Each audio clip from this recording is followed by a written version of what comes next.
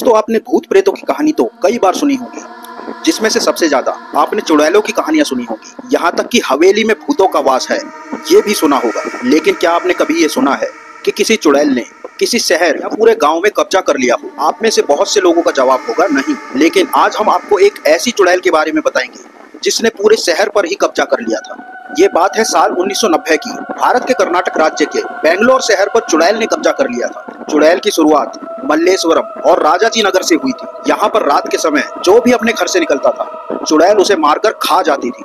देखते ही देखते ये बात मल्लेश्वरम और राजाजी नगर में फैल गई। रात के समय इन दोनों नगर के लोग अपने घरों से निकलने से डरने लगे थे और उनके मन में ये डर पूरी तरह से बैठ गया था कि अगर वो रात में निकले तो चुड़ैल उन्हें खा जाएगी। लेकिन शुरुआत में जिसने भी इस बात को सुना वो इसे मजाक समझने लगा, लेकिन बाद में ये बात असलियत में सबूतों के साथ आने लगी।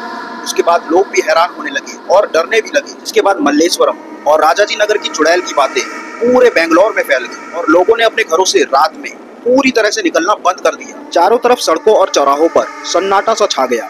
जिसके बाद चुड़ैल ने लोगों के घरों पर जाकर दरवाजे पर आवाज लगानी शुरू कर दी। एक बार एक कपल अपने घर पर सोए हुए थे, तब चुड़ैल उनके घर के बाहर आकर उसके पति के रूप में आवाज निकालकर उन्हें आवाज लगाने लगी, जिससे औरत आवाज सुनकर खड़ी हो गई। पर जब उसने देखा कि उसका पति तो उसके साथ सोया हुआ है, तब वो थोड़ा सा डर गई। उसके बाद उसने अपने कमरे की खिड़की से बाहर झांक कर देखा तो उसे कुछ भी दिखाई नहीं दिया।